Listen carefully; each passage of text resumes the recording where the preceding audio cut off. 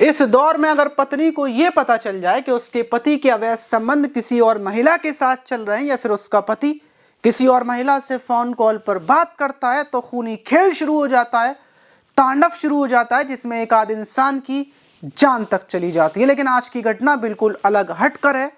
एक पति जो एक साथ दो पत्नियों को एक ही घर में रख रहा था, दोनों के साथ एक ही रूम में रहता था, लेकिन दोनों पत्नियां कुछ ऐसा कांड करती हैं जिसके बाद पति की जान चली जाती है और दोनों पत्नियों को कोई सजा तक नहीं होती। यकीनन ये पूरी कहानी सुनकर आप दांतों तले उंगलियां दबा लेंगे, आप सोचने पर मजबूर हो जाएंगे कि ऐसा भी हो सकता है। तो चलते हैं और जानते हैं पूरा मामला, वीडियो को जरा सा भी स्किप ना। तो बात कर रहे हैं उत्तर प्रदेश के कुशीनगर की। वहां पर रहने वाला अच्छे लाल, जिसकी उम्र 25 साल थी। अच्छे लाल अपने बूढ़े माता पिता के साथ रहा करता था और मेहनत मजदूरी किया करता था, लेकिन अच्छे लाल की शादी नहीं हुई थी और शादी की तमन्ना में 4 साल पहले अच्छे लाल बिहार के गोपालगंज पहुंचता है और वहां की रहने वाली मंजू देवी से, जिसकी उम्र 28 साल थी, उससे शादी कर उसको उत्तर प्रदेश ले आता है और यहाँ पर रहकर अपनी जिंदगी गुजर बसर करता रहता है। शादी को 1 साल गुजर जाता है, लेकिन 1 साल के बाद ही अच्छे लाल का कामकाज पूरे तरीके से बंद हो जाता है, खाने पीने तक के लाले पड़ जाते हैं और मंजू देवी उससे बोलती है कि ऐसा करो, यहाँ से सारा सामान लेकर तुम मेरे घर पर बिहार चलो, वहाँ पर अपना खुद का घर है, किराया भी देना नहीं पड़ेगा और जब तुम्हारा काम सेट हो जाएगा, जब तुम बहुत सारे पैसे कमा लो तो वापस उत्तर प्रदेश आ जाएंगे। अच्छे लाल मंजू देवी की बात मानकर बिहार चला जाता है। उसी के घर पर मंजू देवी की फैमिली में उसकी एक छोटी बहन थी जिसकी उम्र 25 साल थी और उसकी एक बूढ़ी माँ थी। अब अच्छे लाल वहीं पर रहने लगता है। 2-3 महीने गुजर जाते हैं, कामकाज वो शुरू कर देता है। सब कुछ ठीक ठाक चल रहा था, जिंदगी बिल्कुल सुकून के साथ कट रही थी, कोई दिक्कत नहीं थी, कोई टेंशन नहीं थी।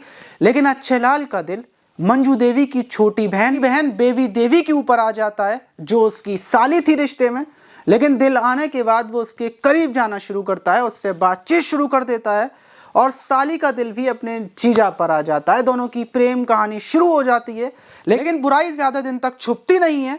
मंजू देवी अपनी बहन और अपने पति को रंगे हाथों पकड़ लेती है और उसके बाद वो दोनों के रिश्ते का विरोध करना शुरू कर देती है। वो बोलती है कि तुम यहाँ से दूसरी जगह रहने के लिए चलो, ऐसे विवाद शुरू करती है।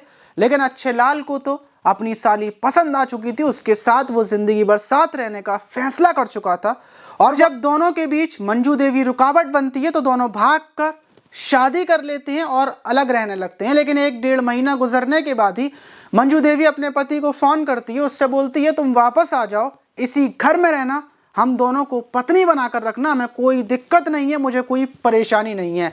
अच्छे लाल अपनी दोनों पत्नियों के साथ एक ही घर में रहने लगता है, कमा कर लाता है, पैसे देता है। लेकिन कुछ ही टाइम के बाद लड़ाई झगड़ा शुरू हो जाता है, पैसों को लेकर, खाने पीने को लेकर, और लड़ाई इतनी बढ़ जाती है कि अच्छे लाल पूरे तरीके से परेशान हो जाता है।